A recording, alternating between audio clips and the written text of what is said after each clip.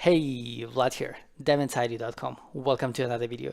In the previous video, we have seen how ScalaCheck can be integrated into a Scala test, and by the end of this video, I wanted to start writing some property-based tests for the Homegrown Collections project, but the video was getting too long, or at least I thought it was. After editing, it actually turned out to be just a half an hour long. After that, I thought that since I'm buffering my videos anyway, I could just wait for the ScalaTest 3.1 release, which comes with its own generators, and then make video about that, but as you can guess from the title, that didn't happen either. After waiting for a bit, I tried to use a work in progress milestone of ScalaTest 3.1, but then I encountered a bug, and so today we're going to use the good old ScalaCheck. To be more specific, we will simply practice writing property-based tests with custom generators. We're not going to rewrite all the tests though, just enough to put in some practice hours and start feeling comfortable with property-based tests. This video should be short and snappy though, since as I just mentioned originally, I wanted to include it as part of the previous video. By the way, next week we're going to start an awesome mini-series, and I'm super excited about this, but no spoilers, unless you're one of my patrons, because my patrons get access to my videos as soon as possible. All right, let's get right to it.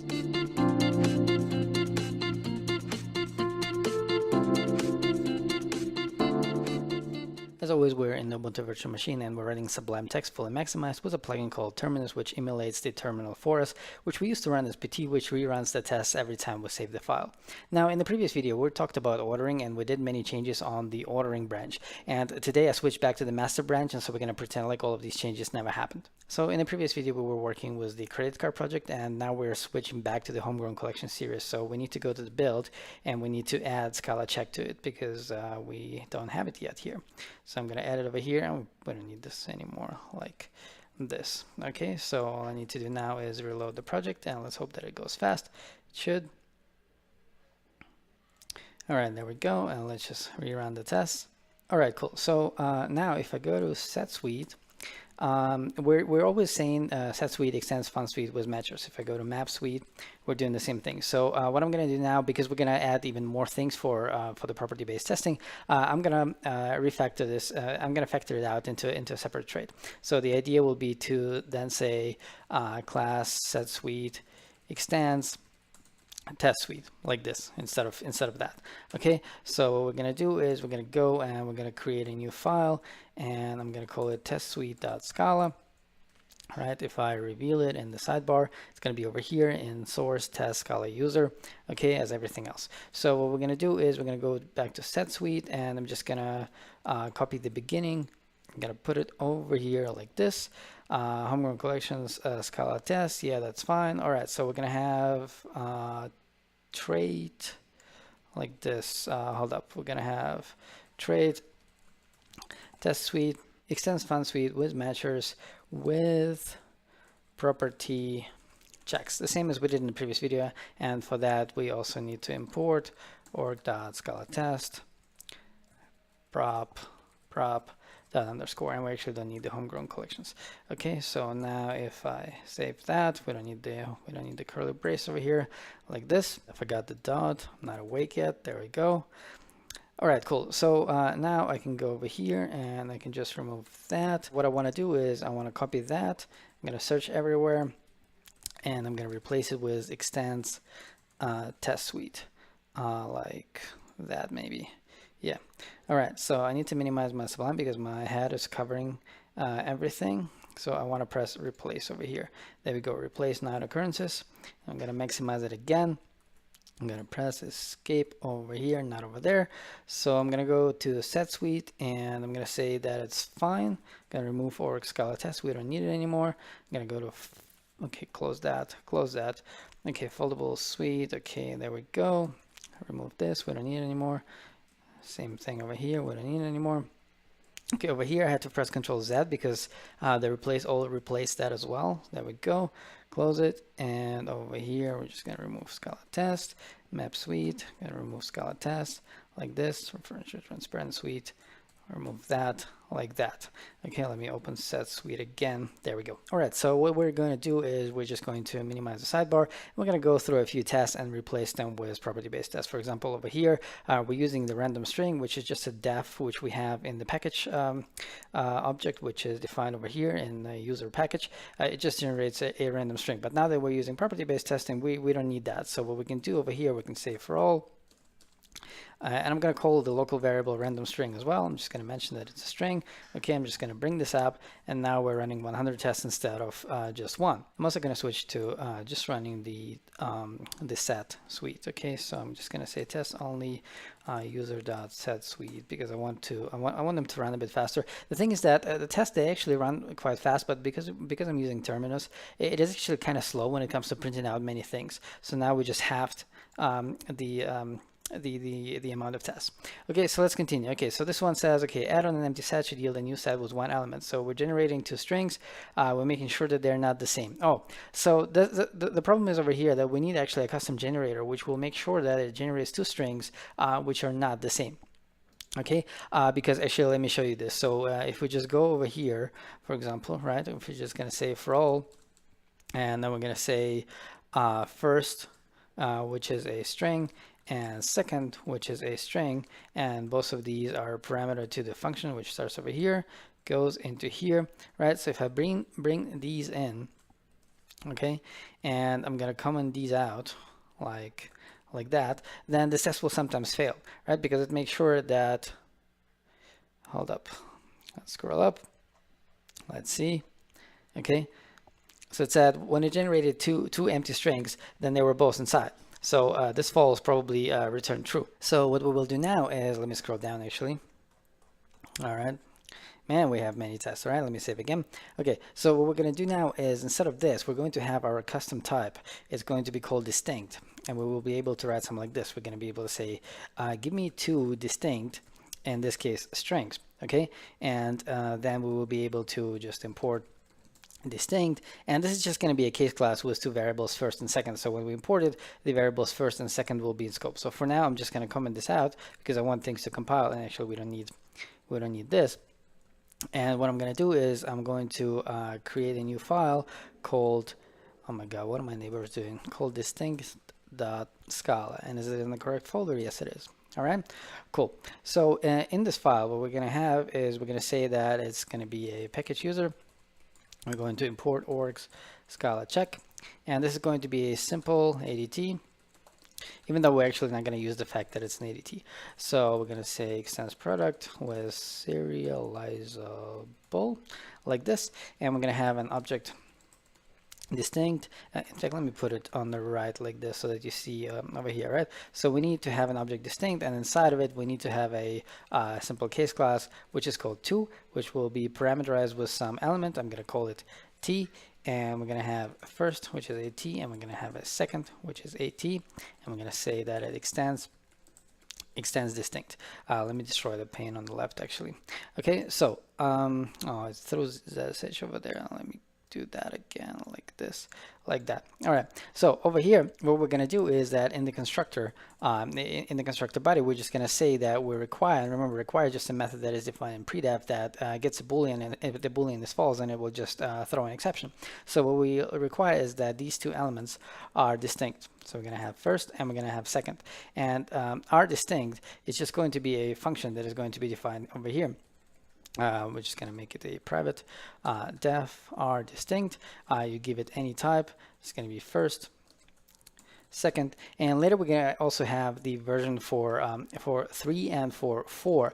And so what we're going to do over here, we're just going to say that it's going to be also others, which is going to be a varargs thing over here. The whole thing produces a boolean, right? And first of all, the first thing that's going to happen is that we're going to take all of them, which is just going to be first, prepended to second, prepended to others like this. And now we're just going to say that all dot distinct dot size should be the same as all dot size, right? So this is going to be our distinct. Let's see if it compiles. It compiles, but the tests are obviously still red because we don't have the generators yet. Okay, so now what we're going to have is we're going to have a companion object for 2 because this is a perfect place for implicits, and we're going to define an arbitrary over here. We're going to say implicit def arbitrary. It doesn't really matter how it's called, it's an implicit def, but still. Okay, so we're going to say that if we can generate an arbitrary t, then we should be able to also generate an arbitrary 2 of t, right? And how we're going to do this? Well, we're just going to call arbitrary, and we're going to pass in gen, and gen is going to be defined right underneath. It's going to be def gen. It's going to start the same. If we can generate an arbitrary t, then we should be able to generate an arbitrary 2 of t. Okay, so what we're going to do is the first thing that we're going to grab is the generator for t by saying arbitrary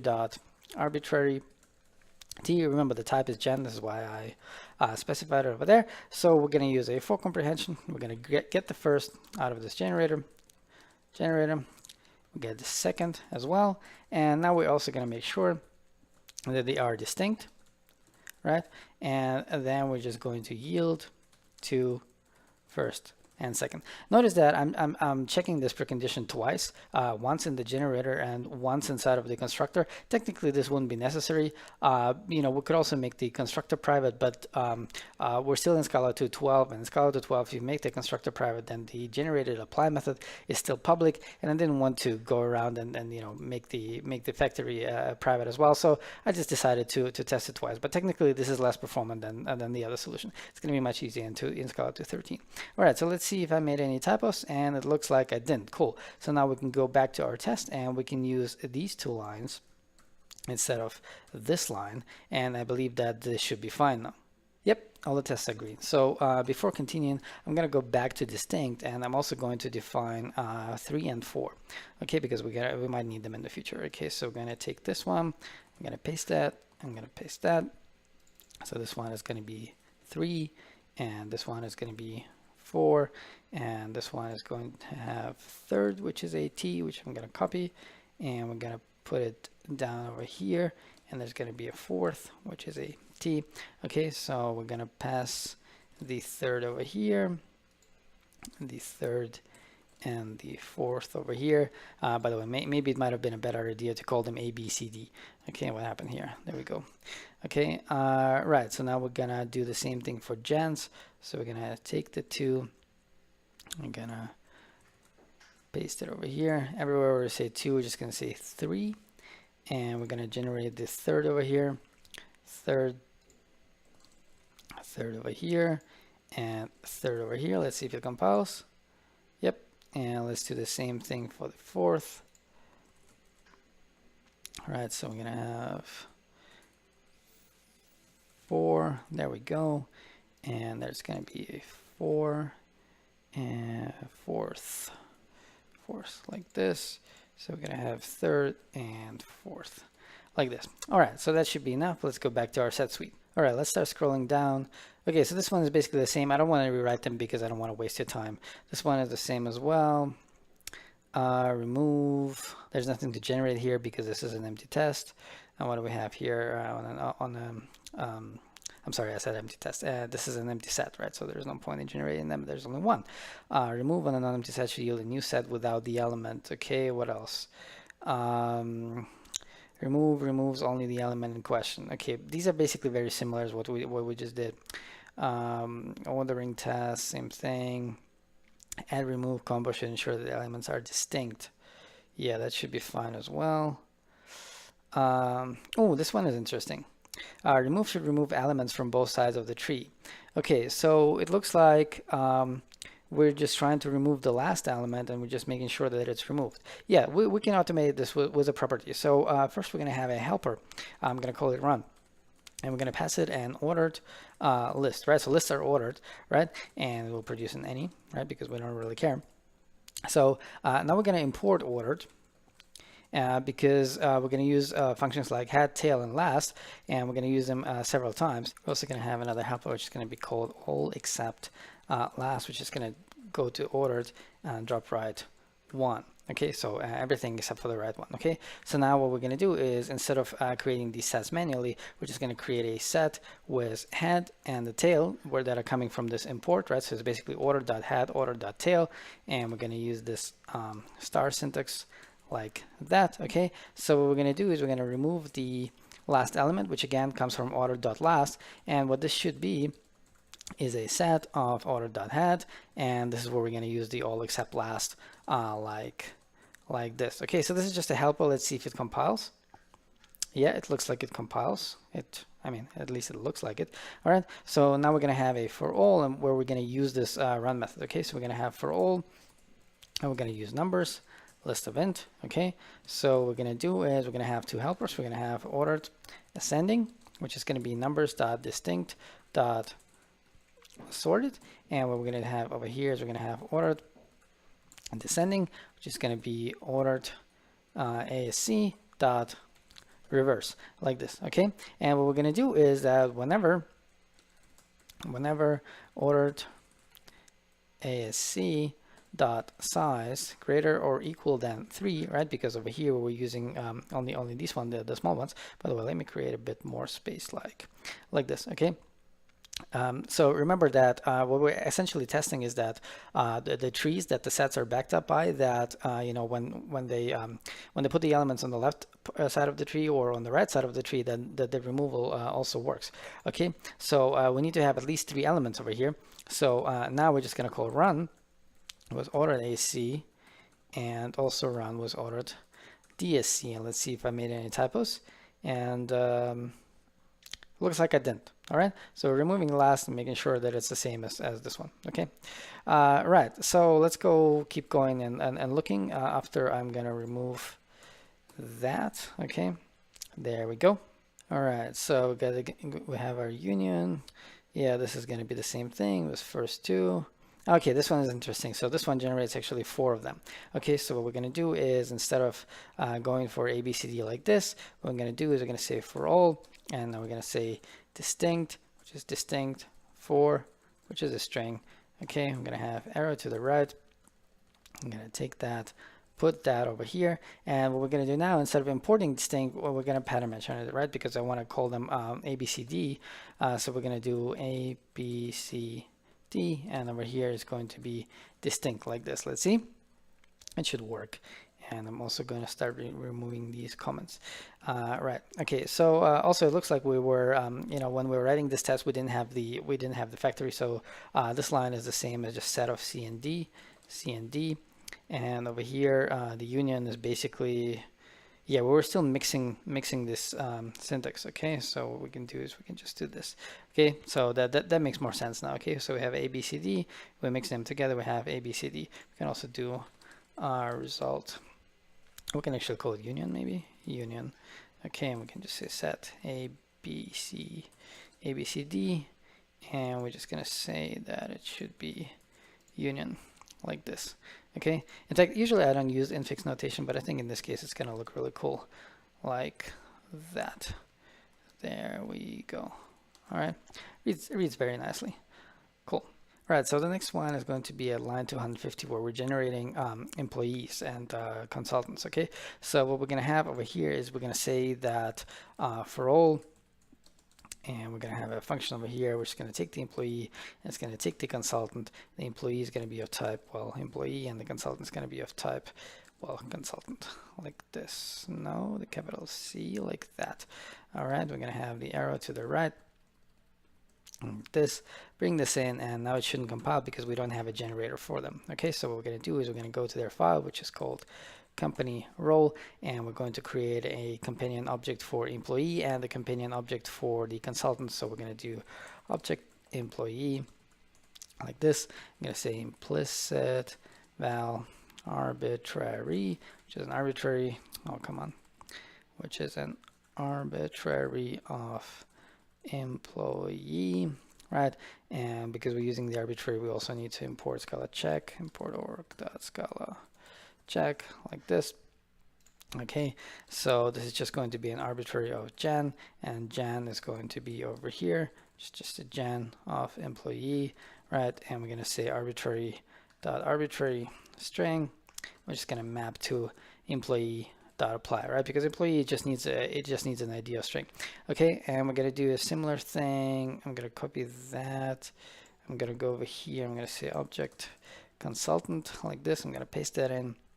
Just going to make sure that this says consultant like this. Okay, cool. So now what I can do is I can go over here and I can just grab the generator for the strings, right? Just say arbitrary string. As a reminder, this is just a gen of strings, right? Gen of strings.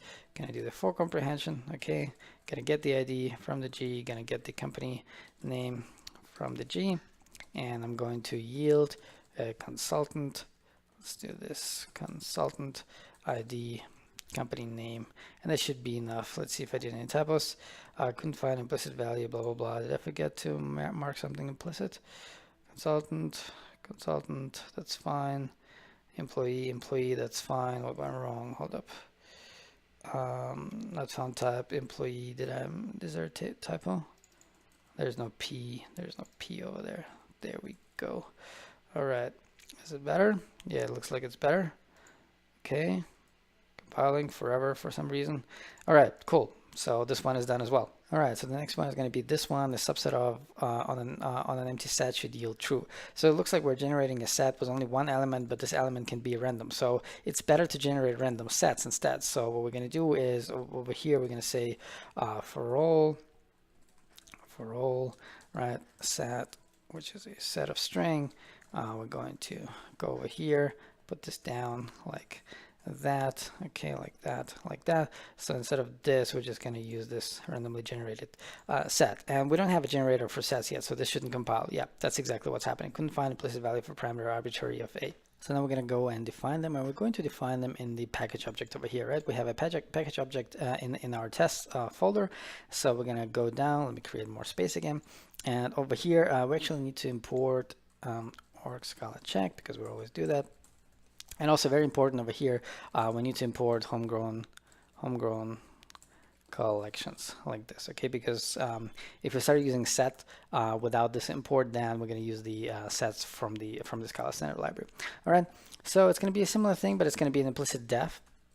It's going to be called arbitrary set, which is going to be a T that has an arbitrary I keep pressing tab, but Sublime can only autocomplete things that are already existing in the file, and these things don't exist in the file yet. So now I want to autocomplete arbitrary, so I can press tab because it already exists over here, so Sublime can help me out. Okay, so yeah, so essentially if we can generate an arbitrary T, then we can generate an arbitrary set of T. Now we're going to do this the same as always, arbitrary gen set of T. So now we're going to have gen set over here, right? So we're going to have def gen set, same scenario over here. T is going to be an arbitrary, and then we can gen set T. There we go, like this. All right, so there are multiple ways to do this. You can say gen, and then you can say container of list and of type T, or you know, because lists are so common, what you can also do is you can just say gen dot list of. Both of these, they would need an arbitrary, right? So they would need the arbitrary dot arbitrary of T, and because this one has only one type parameter, you don't need to specify generics over here, right? So this is going to be shorter. So I'm going to comment this one out like this, and I'm going to leave it for here as well. No, actually, I'm not going to leave it. You can go into the ScalaCheck documentation if you want to generate other containers, but basically it's exactly the same signature. Okay, so we're just gonna generate a list, and then we're just gonna map it, right? So it's basically like a full comprehension. You know, I already made a video about full comprehensions. Okay, so what we're gonna do here is we're gonna say case nil, then we're just gonna generate a set empty, and oh my god, what is this, right? And over here we're gonna say case head tail. We're just going to generate a set of head and tail, and we're going to use this star thing like this. And I believe this should actually be enough already. Yeah, so we're using actually a partial function over here by passing it to map. So we don't need full comprehension and full comprehensions in this case. So what I'm also going to show you is that if I copy that and I paste it over here, then we can also have a gen for a non-empty set simply by calling non-empty list of, right? So non-empty list of. The implementation is going to stay the same, right? Yeah, sometimes we can use the generator, right? So the arbitrary one is going to be always like the full-blown one, but sometimes if we end up needing a set that is always non-empty, then we can start using this one. All right, so now what we're going to do is we're going to jump all the way to line 600. Where we have the test for flatten. So what we're going to do over here is we're going to have going to do this. So I'm going to say for all, which is going to be distinct for, right? So over here we're generating three lists. Instead we're going to generate only two of them. So we're going to have distinct dot for, same as above actually, A, B, C, D, like this, and it equals distinct. Okay, so now what we can do is we can generate a set, right, was a set of AB and set of CD, right? So instead of threes, we're going to have twos, and that should be enough. And we're going to call flatten, and it should be a set of A, B, C, D, like this. Let's see. Yep, all good. And now let's do the same thing with the list, because remember we were implementing flatten in such a way that what is inside of a set just has to be foldable or convertible to foldable. So if inside of it is, for example, a list, right, then our implicit conversion is going to kick in, and it's going to fix this test. So what we're going to do also is that even though this is the set suite, we're also going to reverse it. Okay, so what we're going to have is we're going to have a list of lists. So I'm going to do this over here. And I'm gonna have, okay, I'm gonna have a list over here and a list over here, right? So these are the Scala lists. Okay, there we go. And we're going to paste it again, and we're gonna make all of them lists, which actually doesn't make sense because right now we're sort of, we're testing the Scala standard collections library, but I believe in 2 videos from now, we're going to actually implement our own list, and this is going to help us out. Okay, so now we actually don't need any of that stuff. All right, because now we're basically testing flatten.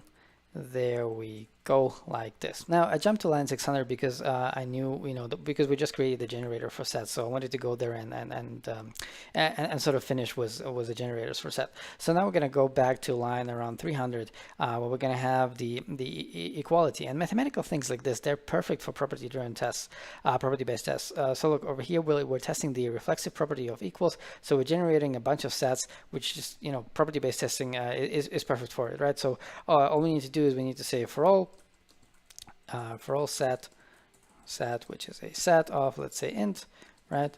Then reflexive of set should work, right? So now we can just remove all of these. Super cool, right? Very similar thing to symmetric. So we're just gonna go over here. Look how many things we generated. So I'm gonna do the same thing. I'm just gonna bring this line down. I'm gonna duplicate it. I'm gonna bring it down. Go down like this. Okay, so now what I'm going to say is symmetric. Oh, come on, symmetric set like this. All right, let's save it. It should be fine. I actually don't need these anymore. All right, so it generates all kinds of sets for us. Okay, like this, like that. And transitive is going to be very, very similar. See, like over here, like I was even too lazy to write all of them down. Okay, so let me just copy that. Bring this down, right? So transitive just basically says that if we have set, and transitive like this, okay? Right, so if A is equal to B and B is equal to C, then A is equal to C. All right, what else? Okay, so the next one is going to be this one, where we're just gonna wrap the entire thing into a for all, and we're gonna make sure that we have a distinct 2 of int like this, and we're just going to bring this curly brace down all the way down like this. Okay, so now what we're going to do is we're going to import distinct like this, and now everywhere where we say 1, well, almost everywhere, 1. Let's see, like this, we're going to say first, and everywhere where we say 2, we're going to say second. That's too much. There we go. Second, and now I just need to make sure that where we're using the strings, that we're actually doing first. Okay, hold up. Let me do that like this. So instead of this, we're going to do first dot to string, and oh, there's no second. Okay, so we should be done. All right, like this. The A should be capital. Right. It's actually kind of confusing because on the collections, there's a method called for all, which which tests if the predicate is true for all the elements, and over here it generates for tests for and the test should pass for all the values. So one is spelled was a small a, and the other one is spelled was a capital A. All right. And by the way, in case you don't remember, this is just commented out because it produces a warning, and I just didn't want to have the warning mixed into the output. Okay, but everything is still green. Let's see. I believe we're actually done. We can also do this hash code one. Okay, so we're just gonna say for all. Oh, come on, for all like this. We're just gonna have an element which is a string. Gonna bring it down like this, and now we don't need this random element like that. All right, so this is actually all that I wanted to do today. I didn't want to do too much because, as I said, actually I wanted to have it in the end of the previous video, so this is not too much. But this way, this video is short and snappy. So what I'm going to do now is I'm just going to go and commit it. So I'm just going to make sure that everything is edited. I'm going to say git commit -am, and the previous video was video 26, but it's on a different branch. But still, I'm going to keep the numbering, so I'm going to say video 27. I'm just going to call it ScalaCheck. Like this. All right, git push. I log my key. There we go, like this, and it looks good. So now let's just go check it out. All right, so we're gonna have 42 commits. Click. So as you can see, there's 25 and there's 27 over here, but on the ordering branch, there's 25 and 26. Okay, so we're gonna go back to master again, and we're gonna press over here, ScalaCheck. So what did we do? We just added ScalaCheck. What is this? Company role. We added the generators for employee and consultant. We added the distinct was the generators. What else? We created a trait for our testing configuration, basically. Yeah, so we changed a bunch of tests, which became a bit shorter sometimes. Like this one became longer. Actually, it was only like these two lines, but it tests more. What else? Yeah, this one also got shorter. Yeah, that's pretty much it. All right, so as I just said, this is all I got for you today, but cue the excitement for the next week's series because it's going to be super, super awesome. All right, it's been Vlad, devinsider.com. Don't forget to like this video if you did, subscribe if you want to improve the developer inside you. If you find my videos valuable, consider supporting me on Patreon, and most importantly, take care.